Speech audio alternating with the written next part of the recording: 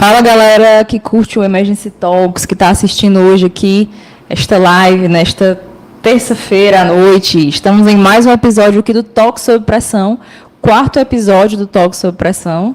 E hoje a gente tem uma convidada muito, muito massa, que eu fiquei muito honrada que ela aceitou esse convite. Ela que já esteve com a gente aí em momentos de perrengues, momentos de Covid, guerreira do Covid, moradora da emergência Covid. E ela veio hoje falar aqui para a gente sobre esse assunto bem cabeludo para a gente que trabalha na emergência, que a gente tem medo realmente desse paciente. A gente fica, às vezes, sem saber o que fazer. E ela veio ajudar aqui a esclarecer algumas ideias. Se apresente aí, doutora Lívia. Boa noite, meu nome é Lívia, sou hematologista. Voltei para a emergência agora, então acho que tem essa diferença também de saber pegar o paciente na porta, né? E aí vou esclarecer algumas dúvidas de como manter o paciente hematológico vivo sem o hematologista. Por favor. Até ele chegar. Por favor, porque às vezes o hematologista não está no plantão. Só chega de manhã, às vezes. Beleza, então é o seguinte, a gente está no cenário de emergência. Doutora Nicole, se apresente. Você está aqui comigo hoje? Ai, sim. Boa noite, pessoal. Nicole Pinheiro aqui. Estou muito ansiosa por esse tema, porque é o tema que quando a gente pega no plantão, a gente faz, meu Deus, pega aquele hemograma totalmente zoado, por onde é que eu começo, o que é que eu faço, o que é que eu peço? Eu ligo para o hematologista às 3 da manhã ou não? Né? Vamos esclarecer essas coisas aí. Às vezes a Lívia atende. Verdade, atende. Beleza, então assim, nosso cenário é um cenário de emergência, no departamento de emergência, obviamente, porque estamos em numa conversa sobre emergência, né? E a gente sabe que na emergência entra todo tipo de paciente a qualquer hora, e a gente pode receber misturado ali com aqueles pacientes, um paciente hematológico que vai nos confundir de alguma maneira. Vamos trazer o nosso primeiro caso, pode trazer a nossa primeira paciente aí, doutora Nicole. E essa paciente aqui é a Ana, 57 anos, tá? Ela chegou lá na emergência do Hospital Geral, né? Que ela achou que era lá o lugar certo para ela ir. E ela está com essa história desse desvio de rima labial há mais ou menos 8 horas. Essa era a queixa dela, tá? De história patológica pregressa, ela é hipertensa, está tratando um LLA. Ela achou importante dizer isso na triagem. E aí? É um paciente com uma paralisia facial periférica que dá para ir para casa com prednisona, aciclovir? Será?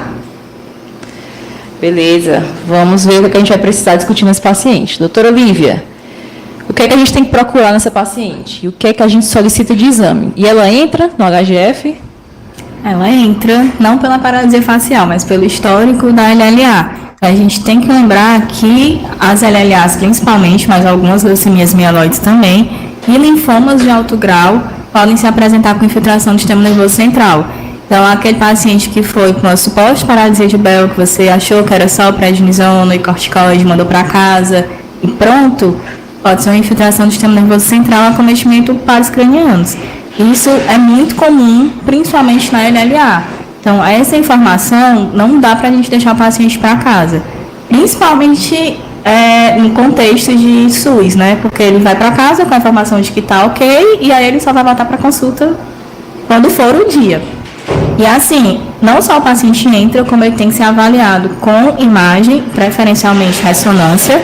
A gente não vai procurar déficit, a gente vai procurar nem infarto, nem sangramento, a gente vai procurar infiltração, então hipersinal em alguma região de acometimento de par craniano.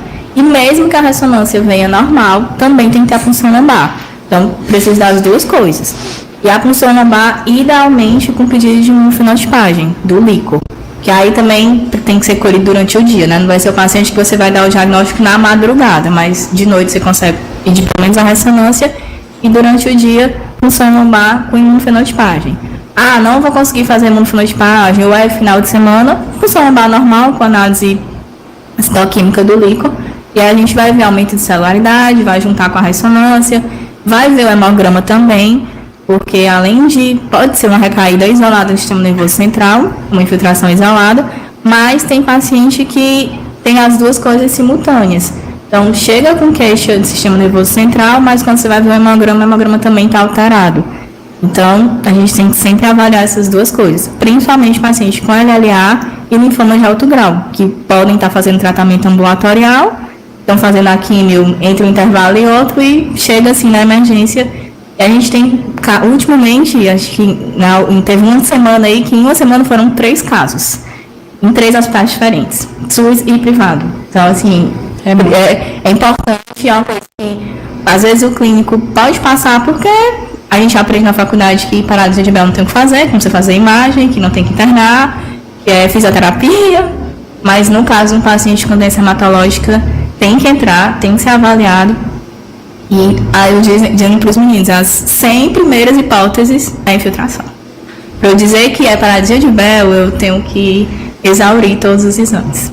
E não tem nada nessa avaliação inicial que eu consiga pensar mais, talvez seja só uma paralisia periférica e dê para eu mandar para casa. Não, talvez seja infiltração de nervoso central no paciente, pegar 2 pacientes, os 2 em tratamento, se tem alguma coisa de diferente que esse paciente talvez tenha só uma paralisia realmente periférica, inocente, ou esse aqui tem infiltração de sistema nervoso central. Tem algo que eu consiga, sei lá, encontrar? Não, pior que não, porque a gente pode ter infiltração se apresentando só com paralisia, mas aí pode ter os mais clássicos, cefaleia, amaurose, tem paciente com cefaleia super importante que tipo, não consegue ficar quieto, tá o tempo inteiro se mexendo, não consegue dormir, não consegue nada, é o mais comum, mas na paralisia facial pode ser a apresentação única de infiltração do sistema nervoso central, então nunca vai dar para eu dizer olhando para o paciente, é só um Bell. Sempre vai ter que entrar, sempre vai ter que ter imagem, ressonância. A tomografia é normal, também não exclui. Tem que ter uma ressonância e ainda tem que ter aqueles cortes mais específicos, que aí tem que ver com o pessoal da neuro, mas eu até esqueci o nome, mas tem uns cortes mais específicos para ver isso. De preferência ainda discutir com o radiologista que lauda melhor essa parte de neuro e a punção lombar. Não dá para liberar como Bell, nem um paciente com LLA ou com linfoma de alto grau com paralisia facial periférica. Tem algum outro sintoma, assim, que seja relativamente corriqueiro e que nesse paciente a gente tem que ter mais cuidado para descartar infiltração do sistema nervoso central, cefaleia, mudança do padrão, alguma coisa assim, que não seja paralisia? Sim, cefaleia é o mais comum, alteração de comportamento. A gente teve uma nessa semana que foram 3, teve uma que chegou para ser atendida, ela estava estranha. Quando eu vi a paciente, o que tu tem? Tá tão esquisita. Assim, eu já conhecia a paciente, eu sabia que ela não estava normal, mas objetivamente eu não sabia dizer o que ela tinha, mas sabia que ela não estava normal. Isso, tipo, 8 da manhã, 11 horas ela não falava mais. Então, foi uma pior alteração de comportamento, cefaleia, aí começa a falar umas coisas que não tem nada a ver, coisas neurológicas mesmo. Aí a gente pensou, ou é o encefalite, ou a infiltração. Aí quando fez a punção lombar, pressão de abertura 100 e tinha 1.800 células. Ou às vezes o paciente chega rebaixado mesmo. Já peguei paciente que chegou que, tipo, Glasgow 8. Pré-tubo, né? A gente não intubou porque sabia que era provavelmente infiltração, então começou o corticoide, fez a punção lombar, começou a quimioterapia intratecal. E ela, ao longo da semana, voltou para o seu Glasgow 15 normal. Mas chegou completamente rebaixada. Aí a família dizia, não está conseguindo se alimentar, ela está bebendo, comendo na mamadeira. Não é possível um negócio desse, né? Então nem sempre vai ser uma paralisia facial. Na verdade, é o menos comum. O mais comum são essas outras coisas, desorientação, cefaleia, aí sintomas de hipertensão intracraniana mesmo, cefaleia, vômitos, rebaixamento. Tudo isso aí, e esses vão entrar mais fáceis, né? Porque as pessoas tiverem com cefaleia e vômito, não vai ter problema para entrar. Acho que o de entrar na emergência mais difícil é a paralisia facial, porque vai ter outras hipóteses benignas, né? Mas a hipertensão intracraniana vai entrar independente do que seja. Mas não é o mais comum de infiltração do sistema nervoso central, de fato. Vai ser cefaleia, alteração de comportamento, rebaixamento de nível de consciência, é uma coisa progressiva. Nem sempre tem febre associada, muitas vezes não tem. E às vezes o hemograma está normal, como se fosse uma infiltração localizada. Assim, não tem doença sistêmica, só tem doença em sistema nervoso central. Isso, porque muitas vezes a gente está na UPA com esse paciente, ele chega com uma queixa E muitas vezes o pessoal, cefaleia, vômito, Buscopan, dipirona, casa, né? E o paciente tendo essa neoplasia hematológica em tratamento, né? Um paciente que você, da porta, já tem que, talvez esse aqui eu precise segurar, eu vou precisar transferir, né? Eu não posso tratar esse como uma cefaleia tensional simples, né? Pode ser até que no fim das contas seja, mas eu não vou conseguir garantir isso aqui no consultório da UPA numa avaliação de 10 minutos, né? Vai precisar de uma avaliação mais especializada, né? E muitas vezes é a dificuldade que o pessoal tem. Será que eu encaminho? Será que eu não encaminho? Vão me julgar se eu vou encaminhar, mas era o que eu até estava comentando. Tipo, perfis de pacientes que tem que entrar na emergência. Todo paciente em quimioterapia. Mas qualquer coisa, sentindo o quê? Qualquer coisa. Porque uma dor de cabeça pode ser uma infiltração, uma paralisia facial pode ser uma infiltração, uma febre pode estar neutropênico, ser neutropenia febril, uma dispneia pode ser efeito de uma quimioterapia. Então, tudo pode estar relacionado e na UPA eu não vou conseguir fazer absolutamente nada. Então, o hemograma vai demorar. Aí, se for, não está em químio, mas assim, tinha uma massa grande, ou começou uma químio recente, e pode estar fazendo lixo tumoral em casa, vai chegar bem e tá lá com o ácido úrico de 20, com o potássio de 6, em tempo de parar. Então, qualquer coisa, a gente orienta, inclusive, avise pra gente, qualquer coisa que sentir. Mesma coisa, paciente transplantado, a gente não tem emergência no local que faz transplante, né? Então, eu sempre na consulta de pré-transplante, eu falava, você está vomitando, teve diarreia? Se fosse hoje, podia ter sido uma comida estragada que você comeu. Mas no paciente que transplantou, pode ser rejeição da medula, a doença do enxerto, que a gente chama. Então, qualquer coisa precisa ser avaliada. Às vezes é uma diarreia, mas aí eu não sei, a pessoa tinha, era um linfoma, e a doença dela era onde? Era intestino, ou não era? Então, em quimioterapia, qualquer intercorrência, qualquer coisa precisa ser avaliado, entrar, fazer exames e avaliar. Recentemente eu mandei um que estava constipado, por HGF. A mulher tinha tido um linfoma, tinha terminado de tratar, aí estava perdendo peso e tal. Eu preciso da imagem. Onde é que ela conseguiu fazer uma tomografia? Não parecia abdômen você palpando, você não palpava nada, mas assim, ela tinha um linfoma e ela está constipada, eu tenho que ver se ela não tem uma massa comprimindo qualquer coisa. Não, fez a tomografia, não tinha nada, fez o seu clister e fez assim. Mas tem que avaliar.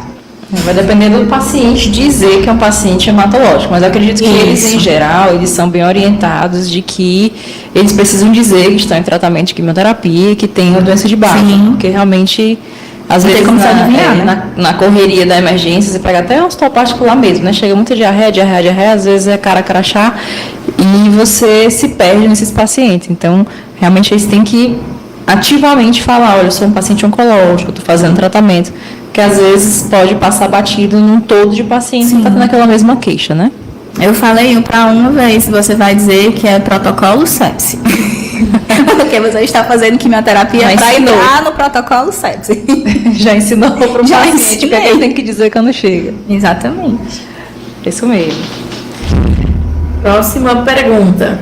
Beleza, então vamos só sistematizar. Esse paciente chegou, a dona Ana, com essa queixa, né, essa paralisia, entrou no HGF porque ela disse que fazia tratamento e o colega achou pertinente colocar ela para dentro. O que é que eu preciso fazer para ela agora? Está lá na sua sala de emergência. Nos exames gerais, para não funcionar a paciente com TTP alargado, né, não fazer uma iatrogenia secundária, mas o principal aí para ela vai ser ressonância e punção lombar. Provavelmente vai ter que internar, porque o tratamento que assim, as primeiras hipóteses todas vão ser infiltração e o tratamento vai ter que ser punção lombar seriada com quimioterapia intratecal. Então não dá para fazer isso ambulatorialmente. Até daria se não fosse tratamento. Quando a gente faz preventivo, uma vez por semana tá ok. Mas tratamento tem que ser pelo menos 2 vezes por semana, aí não dá muito certo não. A gente interna para fazer. E aí quando melhorar, a paralisia não vai voltar ao normal rapidamente, né? Demora, mas a gente usa o líquor como avaliação, como critério. Melhorou o líquor. Ou às vezes que não tem alteração no líquor, tem só na ressonância, a gente vai se guiar pela clínica. E muitas vezes também tem que fazer, além da punção lombar, a radioterapia. Então, o paciente que vai ter que ficar internado e aos cuidados da hematologia. aguarda leito na enfermaria. Tem alguma coisa da prescrição específica? É sintomático? A gente pode hidratar, não pode? Se a gente tiver com os exames normais, vai hidratar normal. Aí confirmou que é a recaída, a gente começa corticoide, pode fazer logo um pulso de Dexa, 40 miligramas, 4 dias, e aí para ver se melhora um pouco, e enquanto vai fazendo a punção lombar com a quimioterapia intratecal. Vai ser a única coisa que vai resolver. Mas aí a gente faz o corticoide, que ajuda também a desinflama, né? Massa. Show de bola. E em que momento eu vou ligar para você? Vou acordar, Lívia. Esse aí, se não quiser, tiver na entrada, posso liberar? Não, pode ligar. Para dizer, não pode liberar, tem que entrar. Esse não vai ter uma conduta específica da gente, né? Assim, de madrugada. É saber, a mensagem é não liberar uma paralisia facial periférica, porque eu acho que é uma coisa benigna. Como já aconteceu, de ser liberado por vários especialistas, não só pelo triador, nem pela pessoa do PA, até por especialista mesmo. Uma paralisia de Bell. Não. Se não fosse, se a pessoa não tivesse leucemia, poderia ser. Mas com leucemia, paralisia de Bell vai ser a 101ª hipótese. Então, assim, a princípio interna, ressonância se possível, se não TC. Tem alguma vantagem de TC com contraste? Se não tiver ressonância sempre. Está quebrada, vou aguardar funcionar. Mas eu consigo funcionar antes da ressonância? Pode. TC, se não tiver nada demais na TC, funciona, e aí deixa a ressonância solicitada a princípio. Sim. E aí a prescrição, a princípio, só os sintomáticos. As medicações que ele usa e o corticoide. E o corticoide. Antibiótico, nada disso, né? Por enquanto não. Aí às vezes o que vai acontecer? Vai vir um líquor muito alterado e vai ter a sugestão, essa paciente, por exemplo, que estava com 1000 de celularidade, glicose consumida, pressão. Aí começa, não, pode ser TB, pode ser não sei o quê. Aí a orientação tinha sido todos os antibióticos, ripé e tudo mais. A gente, não. É doença. Então, vai ter aquela orientação, provavelmente no parecer, não dermato. Mas, assim, dentro do contexto de uma LLA, com aumento de pressão de abertura, com aumento de celularidade, não tem por que eu tratar TB. A principal hipótese vão ficar, tem que fazer o PCR para descartar e não sei o que, e não querer fazer. Já teve essa discussão também, de não querer fazer o MADIT logo. Por isso que tem que ficar os cuidados da hemato. Porque aí a gente não vai ficar fosforilando muito na questão do antibiótico, porque isso aí é doença. Então, o importante vai ser a quimioterapia e o corticoide. Tem alguma forma no líquor ou no quadro clínico de eu diferenciar de uma meningoencefalite mesmo? Na imunofeno, vai ver os blastos. E na celularidade, quando esse povo que tem 1000 e tantos de células, é para ver, né? Normalmente lá embaixo vai ter a descrição de células atípicas. Às vezes vai depender muito de quem está laudando da experiência disso, né? Mas normalmente a pessoa vê e descreve, nem que seja pouco, mas ela descreve que tem células atípicas. Aí se eu estou vendo um líquor com descrição de células atípicas, eu vou achar que são duas coisas, né? E justifica tudo. Massa. Esta paciente está salva. Mas o plantão não para de chegar gente. Vai chegar outro paciente aí para você, doutora Lívia. Mande aí, Nicole. Caso número 2. Esse é mais difícil de salvar. Esse aqui já preocupa um pouquinho. É o Arthur, de 40 anos, certo? Chegou com uma história de fadiga, febre, sangramento gengival há 3 dias. Quando você faz o exame físico dele, tá com sinais vitais estáveis, auscultas normais, só chama a atenção, além do sangramento gengival, realmente tem algumas equimoses aí pelo corpo, certo? E ele diz que apareceram espontaneamente, ele não teve nenhum tipo de trauma associado. E aí, nessa hora, pro olhar treinado da hemato, ela já começa a pensar algumas coisas, né? A gente fica meio... Será que é dengue? Será que é... o que é que a gente precisa pensar aí nesse paciente? O que é que eu preciso procurar? Isso aí é o que muitas vezes as pessoas falam. Dengue, aí tá tipo febre há 15 dias. Não é mais dengue, né? Tem muitas leucemias que eram dengue e duraram mais do que 10 dias de febre. Mas aí a gente vai logo pro hemograma, né? Que é o exame físico do hematologista.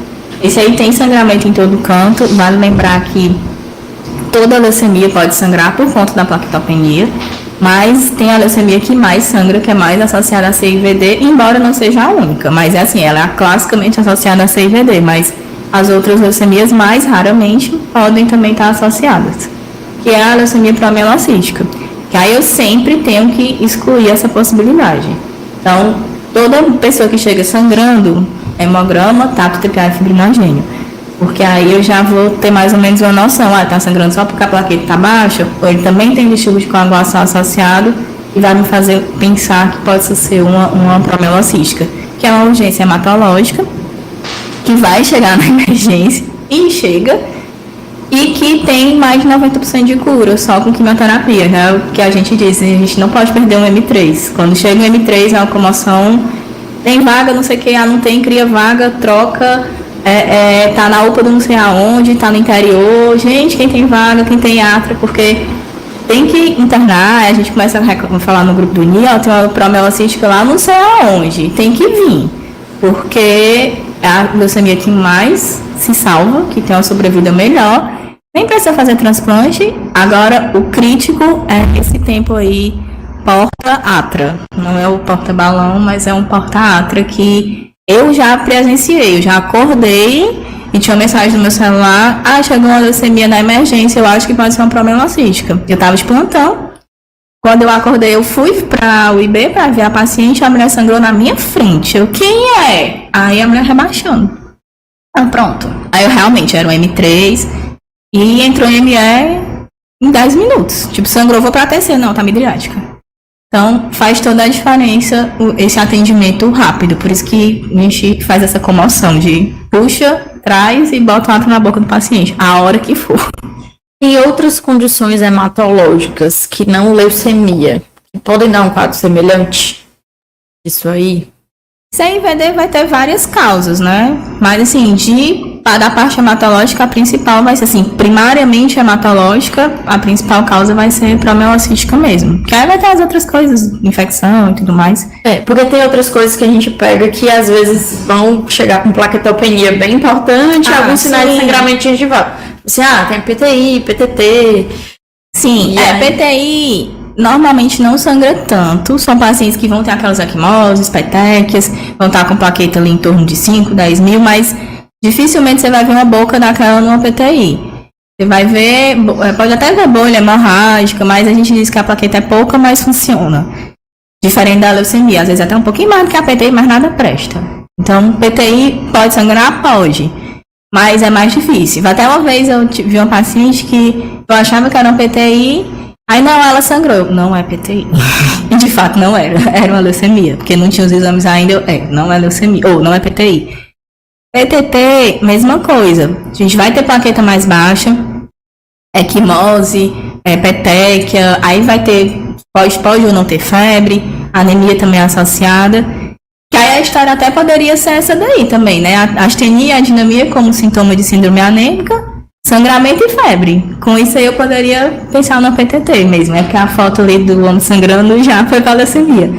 Mas seria uma história clínica de uma PTT que também é urgência hematológica, que também tem que vir de onde tiver. Tá na UPA não sei onde, tá no interior. O interior não faz plasmaféres, então tem que vir para Fortaleza, que é o tratamento padrão ouro. Que aí enquanto isso, suporte de transfusão com plasma, né? Que aí a gente também tem aquela máxima, né, que não é para fazer plaqueta na PTT, porque você vai dar mais substrato para a destruição. É verdade, não é lenda urbana. E vai chegar, vou pedir os exames para o cirurgião passar o acesso. Eu vou só perder mais tempo, porque ele não vai transfundir a plaqueta para passar o acesso. Então, aproveita os exames que já tem, já funciona, e já contactua o hemócio para poder a gente fazer a aférese. Mas realmente essa história aí poderia pensar no PTT. E outra coisa que a gente também vê na faculdade, né, tem aluno assistindo, da PENTAD, né, a PTT tem que ter anemia, plaquetopenia, sintoma neurológico, febre, disfunção renal. Quando eu completo, morreu o paciente. Então, eu não vou esperar ter tudo para pensar. Se eu tiver uma anemia, plaquetopenia, microangiopáticas com provas de hemólise positiva, eu já vou pensar em PTT. Não vou ficar, mas não tem febre, não tem sintoma neurológico. Eu tenho que pensar. Porque senão o paciente morre. Já peguei um que chegou pela neuro, como AVC na janela. Achei bem interessante, faz tempo isso. E aí, TC normal, e tinha déficit, né? Chegou com déficit. Aí, quando virou um hemograma, 11.000 plaquetas. E aí, ainda não tinha febre, aí não tinha disfunção renal, eles tinham anemia, plaquetopenia e o déficit motor, né, que ele teve. E que resolveu, foi um AIT. E aí, era um PTT mesmo, depois melhorou, ficou super bem. Mas, assim, entrou pela neuro, como AVC na janela. Eu acho que a questão fundamental, assim, para mim, particularmente, do paciente da hemato, é que você tem que saber o que você está procurando. Sim. É um paciente que, via de regra, tem uma apresentação muito genérica, assim, astenia, fadiga, e aí, às vezes, tem uma outra coisinha, mas se você não souber o que você está procurando, inclusive no exame, tipo, o tudão que a gente pede normalmente para o exame que chega na emergência, né, nos exames da emergência, não inclui prova de hemólise, não inclui fibrinogênio, não inclui dedímero, não inclui ácido úrico, que a depender de qual problema que o paciente tenha relacionado a uma queixa hematológica, são esses exames que vão me dizer, que vão me guiar. Não, isso aqui é CVD, isso aqui pode ser um PTT, não, isso aqui é leucemia, né? Se eu não for pensando, eu vou deixar passar. E, assim, o quadro clínico dele vai ser meio genérico, né? Que nesse aí é febre, aí tem uma manchinha roxa aqui. Podia ser dengue também, né? Podia, 3 dias aí, né? Esse a gente ainda tá no prazo. Ainda tá no prazo de vocês se confundirem. Ninguém ia pedir fibrinogênio pra essa dengue, né? Não ia de jeito nenhum. Quando daqui 2 dias depois, que aí ainda tá com febre.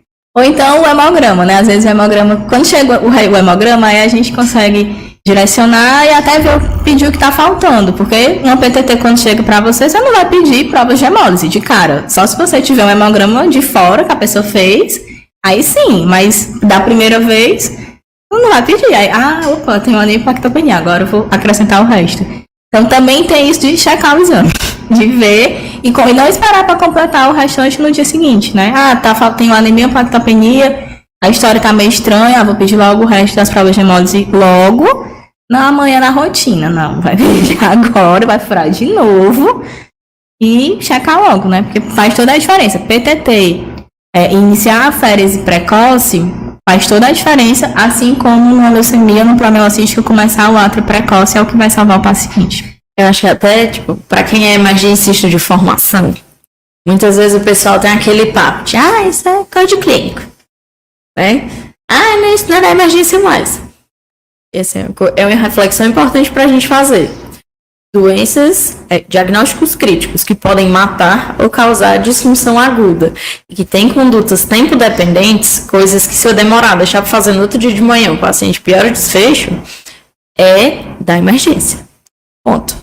Não é tão familiar para a gente quanto uma parada, um AVC, um infarto, um politrauma, mas é emergência, né? E aí esse paciente, se você diz, o clínico vem amanhã na enfermaria, talvez o paciente não exista mais daqui para lá, né? Porque a gente demorou a tomar uma conduta, então é importante. Às vezes até a gente, né, já tá tão batido lá na própria emergência do HGF, que chega muito paciente com HDA, e se ele tiver uma queixa ali um pouquinho mais parecido com vômitos com sangue, não conseguir diferenciar bem que é uma hemorragia, e, meu amigo, basta ele fazer uma hipotensão com taquicardia, vão abrir PTM, correção, pedir endoscopia. E às vezes você tem que abrir a mente, né? As doenças hematológicas, apesar de do meio para o fim, elas têm um perfil investigativo, mas do começo para o meio é nosso, né? Também. Eu peguei um que ele internou com hemoperitônio. Do abdominal, fez um ultrassom no interior, tinha líquido livre, o ultrassonografista tacou a agulha, não sei se era cirurgião também, sangue, mandou para Fortaleza. Era um hemoperitônio. Ninguém tinha exame do homem, nada. E aí orientaram a abrir PTM, mas ele não estava em critérios. Eu pedi hemograma normal para ver como é que estava. Aí quando saiu o hemograma, 300.000 leucócitos. Graças a Deus que eu não abri PTM para este cidadão, porque tudo bem que ele estava com 5 de hemoglobina, mas se eu fizesse um monte de sangue sem saber, aí ia ser, porque ele não estava instável, ele estava inclusive hipertenso, acho que com dor. Eu ia piorar muito mais a condição clínica dele. Então, às vezes a gente, exatamente, é meio batido de tudo é protocolar, protocolo é muito bom, mas é pra gente se orientar, não é pra gente cegar e só fazer o que está escrito no protocolo. Tudo tem que ser individualizado. Às vezes o paciente tem a mesma doença, tem lá os dois com a mesma coisa, o mesmo CID, só que a sua conduta vai ser diferente para um e para o outro. Exatamente por isso. Porque senão não tinha nem sentido a gente fazer a especialidade, né? Porque era só olhar, né, no livrinho, dor torácica, isso. Então tem que realmente esquecer um pouco esse batido de fazer tudo igual para todo mundo. Porque tem pacientes que vai fazer muita diferença o PTM e a falta dele. Muito bem, então, aproveitando esse gancho aí, vamos ver os exames laboratoriais que foram coletados desse paciente aí. Vitor consegue lançar na tela aí, para vocês verem. Então, ó, tem um HB de 5, com hematócrito de 15%, um leuco de 107 mil, com 60% de blastos no sangue periférico, 30 mil plaquetas, um INR alargado de 2,5, mais um TTP ainda normal, um dedímero aumentado de 5 mil, um fibrinogênio de 90, creatina 0,9, ureia 45, sódio, potássio, cálcio, magnésio dentro dos valores normais, ácido úrico também não chama atenção, LDH de 1.500. Lívia, o que é que te preocupa mais nesses exames? Qual é a primeira coisa assim que pega o teu olho e que, não, vou precisar cuidar disso aqui primeiro? Aí vai ser tudo, né? Eu já tenho a hiperleucocitose, que eu preciso ter cuidado, não dá pra 10 mil leucócitos com baixo, dá pra deixar pro dia seguinte, mas 100 mil, não dá pra ir dormir, não sei se chegou à noite, não dá pra você ir descansar tranquilo, sem começar uma cinto-redução. Então, tendo o hematologista no plantão, ele vai ver o sangue periférico, vai ver as características e a morfologia dos blastos, para ver se é um LLA ou é um LMA. Se for um LMA, se tem características, porque os blastos da promielocística são mais diferentes, tem umas características específicas, são mais granulares, ou podem ter formato de alterno. Nem sempre a gente consegue ver com clareza, mas assim, já peguei paciente na emergência que fui ver e deu para ver. Mas também já peguei uns que não sei o que é isso. Então, tendo alguém para ver o sangue periférico, já vai direcionar muito o que usar na cinto-redução. Porém, não tem ninguém para ver, né? São 3 horas da manhã, não tem ninguém para ver, nem a pessoa do laboratório. Não vai olhar agora. Então, eu vou começar a cinto-redução. Se eu não sei o que é, a gente usa a hidroxiureia para setor mieloide e corticoide, que aí pode ser Dexa, pode ser prednisona, o que você quiser, para linfóide. Aí eu vou ver como é que tá o paciente. Ele tá bem, consciente, orientado, dá para fazer oral, prédio mesmo. Ah, tá ruim, é melhor fazer alguma coisa pela veia, aí pode fazer Dexa ou metil, a critério. A dose de hidroxiureia, se a gente for olhar no livro, é 50 mg por quilo. Mas a gente acaba não seguindo muito isso, vai pelo leuco. E é uma dose variável, né? Então, assim, às vezes você vai responder um parecer e manda começar a dose X. E aí, só que essa dose ela pode ser necessária aumentar ao longo dos dias ou diminuir. Tipo, o leuco continua subindo, eu vou aumentar a dose e vou considerar uma segunda linha. O leuco está baixando demais, eu vou diminuir a dose. Então, às vezes, o parecer é de hoje, daquele momento, daquele hemograma. Uma coisa que é muito importante salientar, independente do tipo da leucemia, é o cuidado com a hiperleucocitose. Então, 5 de hemoglobina, você vai estar, vou pedir um sangue, 2 bolsas de sangue. Não, você não vai pedir nenhuma bolsa de sangue. Porque quando o paciente está, idealmente a gente transfunde sangue abaixo de 50 mil leucócitos. Porque para diminuir o risco de hiperleucocitose. Então, às vezes a gente pega quando sobe para a enfermaria que já transfundiu, aí assim, deu certo, ok, graças a Deus. Mas poderia não ter dado. Então, a prioridade aí nunca vai ser a HB, vai ser baixar o leuco. Ah, eu vou fazer hidroxiureia que vai piorar a anemia, então não vou fazer. Não, vai fazer sim, porque o leuco não tem como abaixar de outra forma. Ou se for mieloide, vai ser com hidroxiureia, se for linfóide, vai ser com corticoide. Ah, tem leucoférese. Não é um procedimento muito interessante. Já tem trabalho dizendo que não tem diferença assim, em eficácia. É muito melhor você fazer oral mesmo, tipo com hidroxiureia, não é melhor a leucoférese, fora que ela dá um processo de rebote muito maior.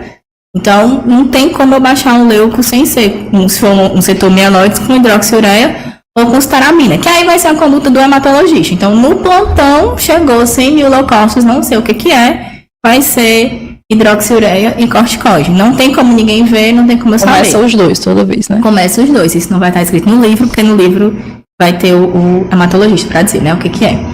O paciente tem um LDH muito alto, então LLA. Não existe isso. Ele tem linfonodo em todo canto, então LLA. Também não existe isso. Ele tem dor óssea, com certeza LLA. Normalmente vai ser. Porque um dos primeiros sintomas de leucemia, principalmente em LLA, é dor óssea muito intensa. Mas não quer dizer que um LMA não tenha dor óssea. A gente já teve, inclusive, promielocística com muita dor, que o paciente tomava morfina. Então, assim, tem algumas coisas que a gente grava porque alguém falou que não é muito verdade. Não posso usar como verdade absoluta. Pode ser que seja, mas, sim, o que vai me dizer a linhagem da leucemia vai ser a citometria. Plaqueta.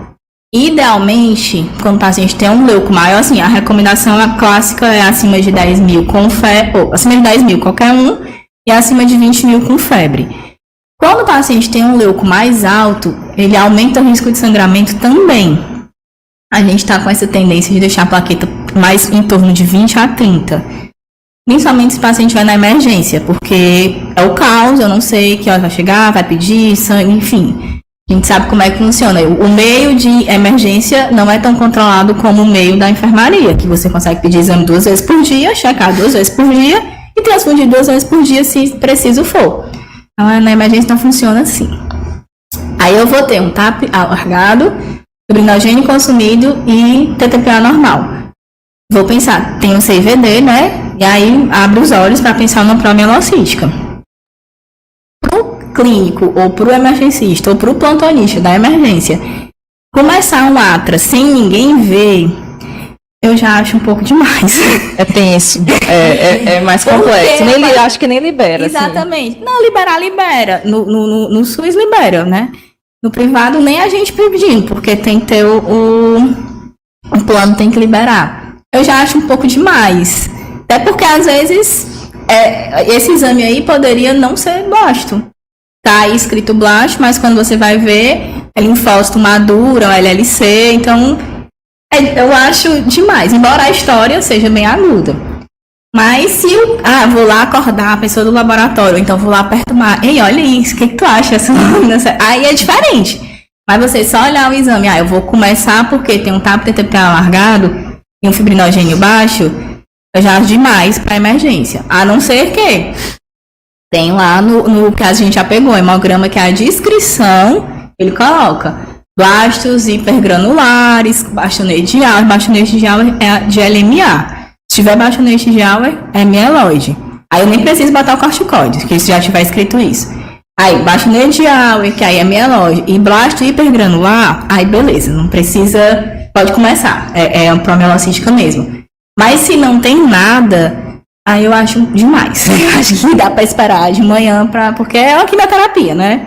Não é assim, um corticoide, hidrea, beleza, mas atra, sem essas informações adicionais, como já teve, a gente já pegou paciente que foi transferido, já tinha hemograma de fora, com descrição de promielócito, com descrição de blasto de promielocística, aí até a plantonista perguntou, vou repetir o exame, não pode começar tudo, a gente mandou as doses bem direitinho, não precisa repetir não, porque já tem. Embora a gente não tenha visto, mas quem laudou viu bem direitinho que era uma promielocítica.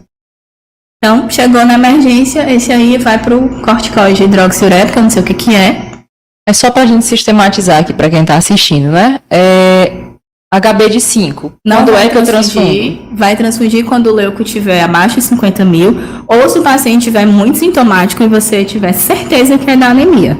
E pode não ser. Uhum. Porque se eu transfundir 5 de hemoglobina com 100 mil leucócitos ainda mieloide, e provavelmente vai ser nesse caso aí, não porque eu saiba, mas porque a gente já quis colocar um caso assim, que é um blasto maior.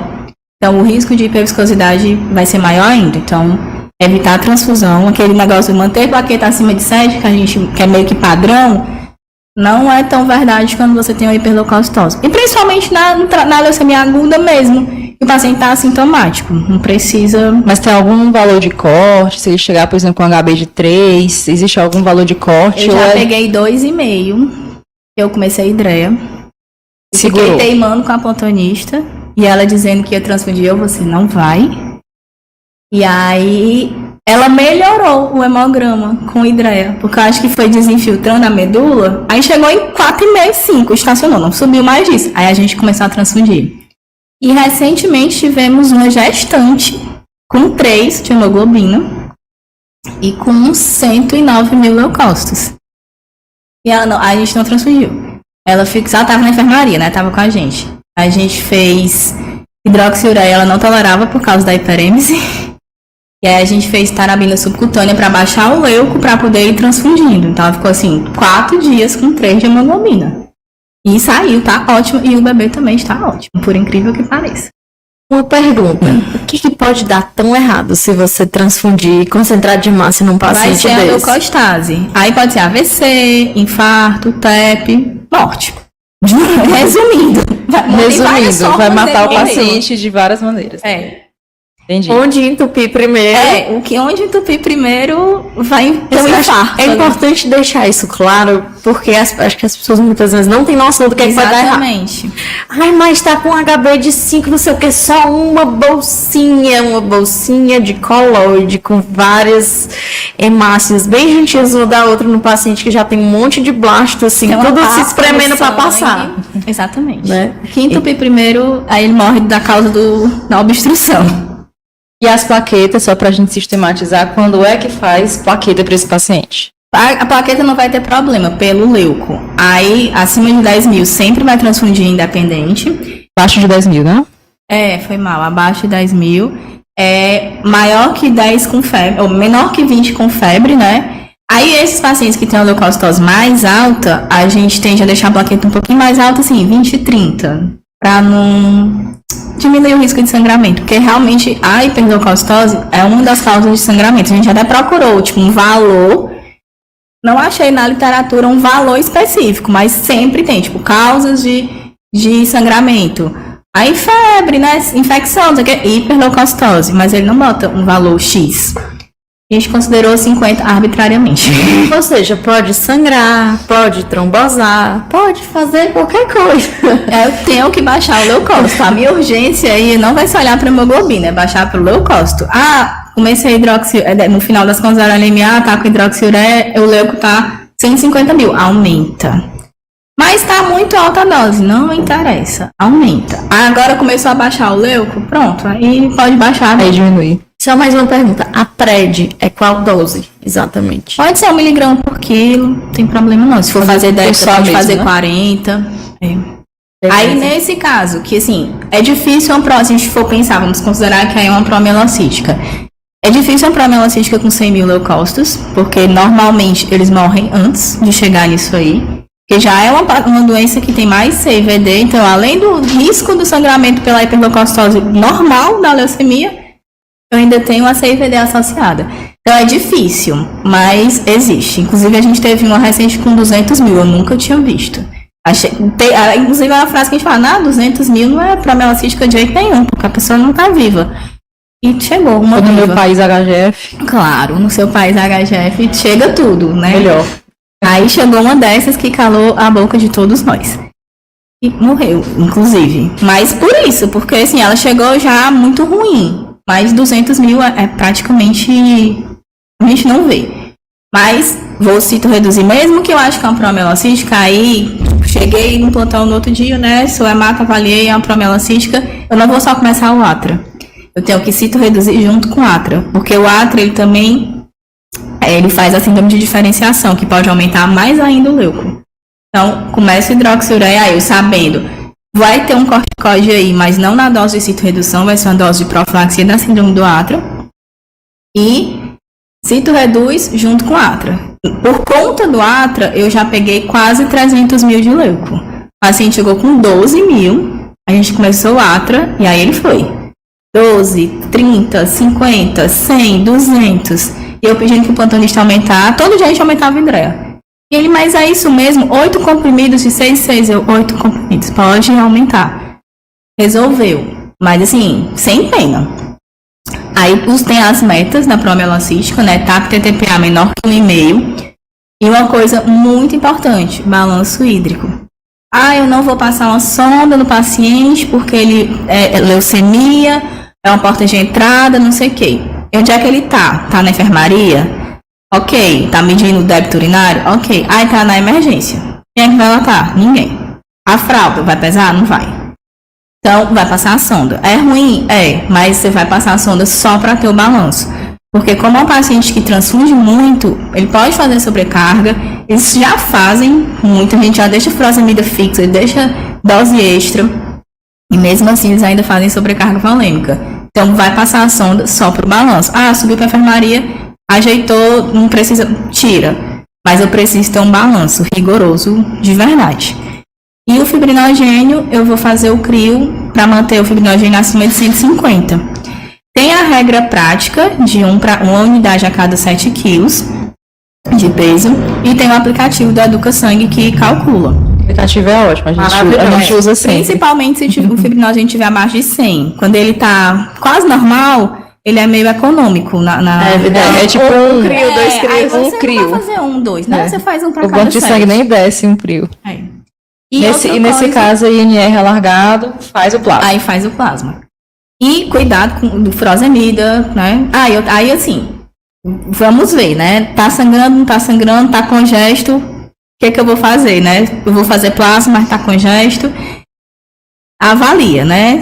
Diurético, um plasma, outro plasma diurético e vai avaliando direitinho, VNI ou vasodilata, enfim. O paciente precisa ir peridratar? Precisa, era isso que eu ia falar agora, que são as medidas de líquido tumoral. Hiperleucocitose é um risco maior de líquido tumoral. Então, eu vou precisar hiperidratar, mas entre o coração, o pulmão e o rim, eu vou priorizar o pulmão. Porque o rim eu tenho a diálise, né? Só quero falar coração. O pulmão não tem como resolver, vai ser um tubo que vai piorar muito o prognóstico dele. Então, tá urinando bem, tá conseguindo fazer o balanço, porque já vai transfundir bastante, vou hiperidratar. Ah, o balanço tá ficando muito positivo, não tô conseguindo negativar, já tá crepitando.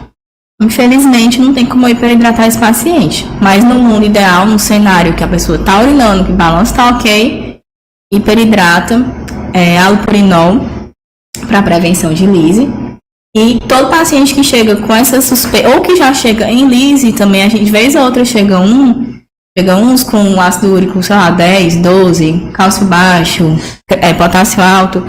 Se tiver urinando, a gente consegue melhorar muito a vida dele hidratando. E aí eu também tenho que ter uma sonda, porque eu não vou conseguir medir o balanço direito, né? Que às vezes consegue sair sem a diálise, ou às vezes dialisa só uma vez. Mas aí tem que sempre ficar hidratando para manter o paciente euvolêmico, ele não pode ficar. Esse aí, com hiperleucocitose, ele não pode ficar muito seco, ele tem que ficar normovolêmico, porque muito seco vai entupir alguma coisa. Que não é um lençol curto esse paciente. É um lençol curto que não dá para você sair de perto de jeito nenhum.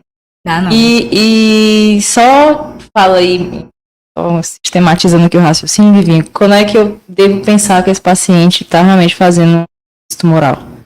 Pronto. Piora da função renal, você vai ter que pensar nisso, né? E aí vou pedir os marcadores. Cálcio vai baixar, potássio vai subir, fósforo vai subir, gasometria a gente pede normalmente venosa mesmo, até para poder não ficar furando a artéria da pessoa plaquetopênica com o INR alargado, né? Então pode colher venosa, não vai mudar nada na vida dele. E assim, a acidose de lise, ela é muito rápida, principalmente se for lise pós-químio. Também, outra coisa, existe lise tumoral espontânea. O paciente pode chegar em lise, nunca fiz quimioterapia, nunca fiz corticoide, nunca fiz nada, não é lise. Pode ser. Principalmente em linfomas de alto grau. A gente teve um recente que estava mensejando com máxima de arginal, aí o hemograma era ruim, foi para HGF com ácido úrico de 26. E aí ele dialisou, lise potássio de 7, BIC de 3, acho que foi 5 ou 6, assim. Saiu, e inclusive a massa dele sumiu também com o corticoide. Já voltou. Então, quando disfunção renal, tem que ver essas coisas, sempre manter hidratado. Se precisar repor bicarbonato, pode repor. Mas se tiver com muito distúrbio eletrolítico, aí às vezes vale a pena dialisar logo, aí discute logo com a nef para dialisar mais uma vez ou outra. E normalmente eles saem da diálise. Aí tem que ter o cuidado de tá dialisando. Aí a paciente tá dialisando, não precisa mais hidratar, precisa fazer? Não precisa. Porque é aquele que vai dialisar, mas vai estar urinando. Então, a diálise dele não vai ser para perder, vai ser para a correção dos distúrbios hidroeletrolíticos. Então, continua lá hidratando, continua deixando o balanço neutro, para poder ele não ficar dialisando por mais tempo. E sai mesmo. Acho que a gente teve um caso semana passada. O paciente já estava uns 2 semanas no HGF, foi mais ou menos isso. Veio de fora já com diagnóstico de linfoma, mas sem tratamento ainda. E aí, a princípio, assim que chegou, achavam que era sepse. Ele estava taquicárdico, taquipneico, muito seco, com lactato alto, acidose metabólica. E aí, inicialmente, trataram como sepse, hidrataram bastante. Ele melhorou muito nas primeiras horas.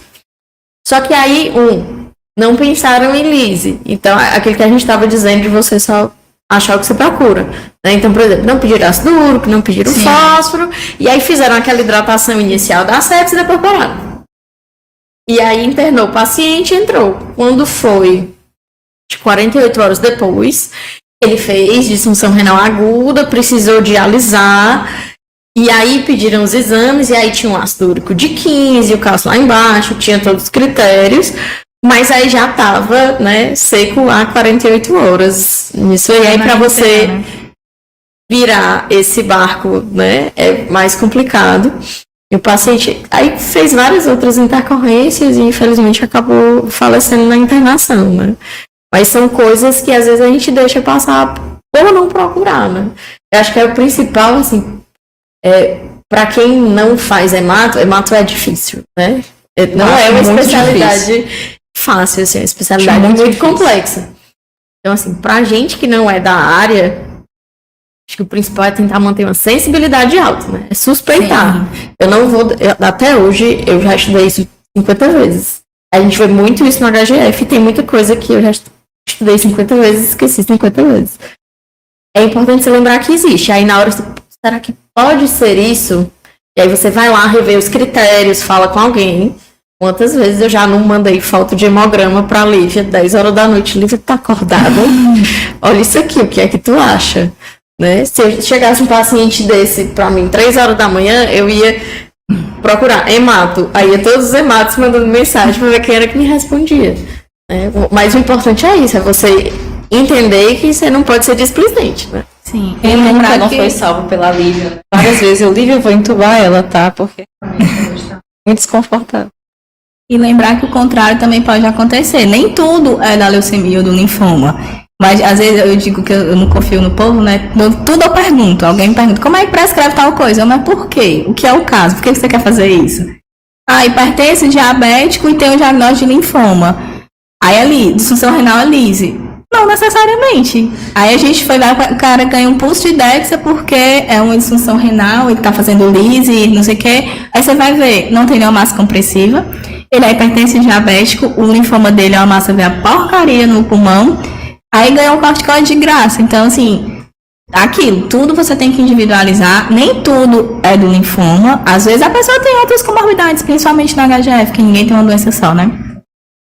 Então, sempre ver direitinho. Eu vou começar o corticoide porque eu acho que o paciente tem uma compressão. Ok.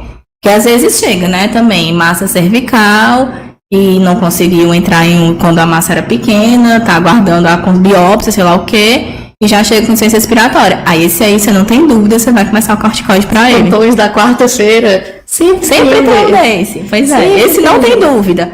Mas aquele que foi entubado por outra coisa, tem que ter cuidado também. Será se é disso mesmo? Eu já peguei um desses assim, mas por que mesmo? E deve ter sido bem eu que mandei começar o corticoide, porque alguém deve ter me dito.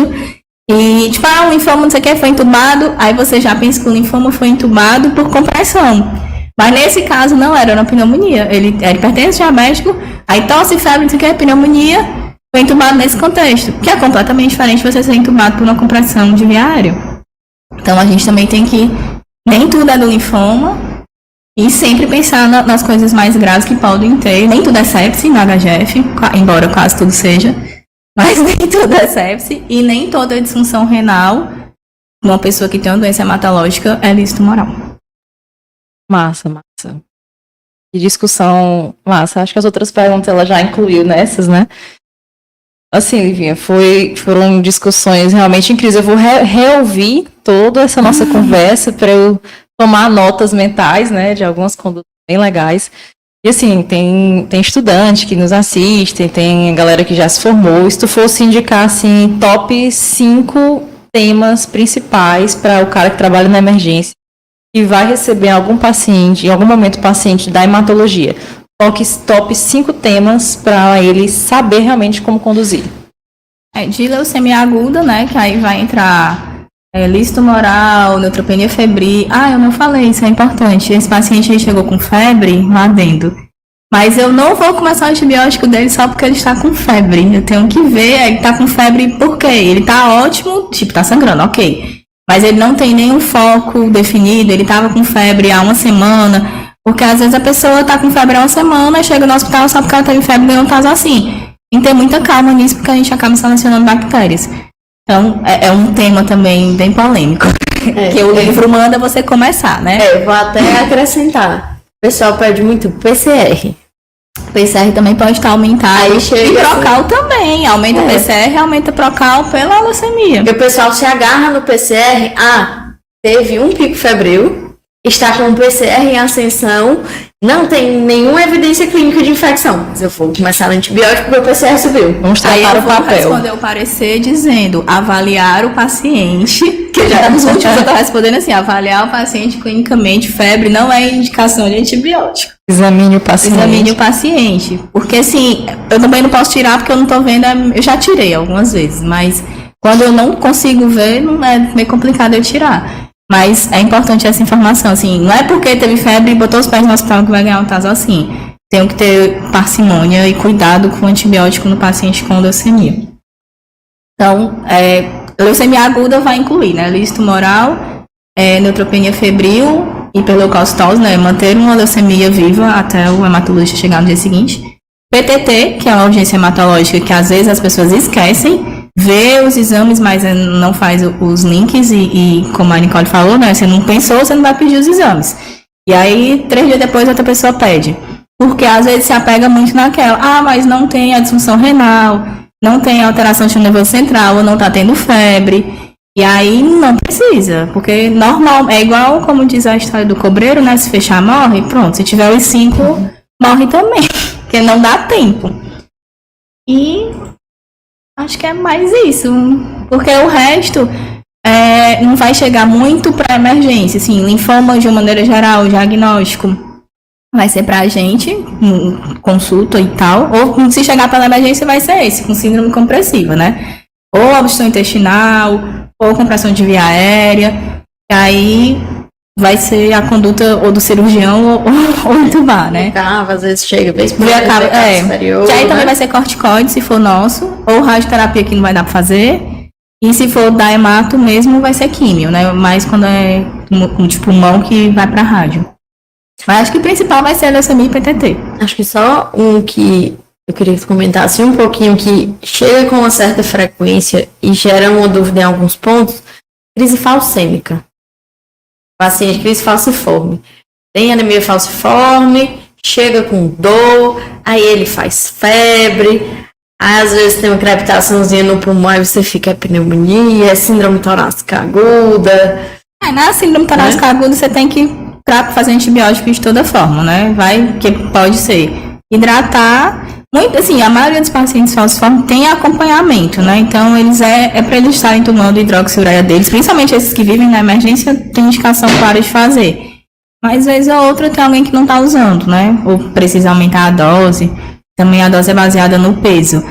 Mas, não vai ter muito o que fazer na emergência. É hidratar, analgesia com opioide mesmo e antibiótico. E aí, o que chega muito...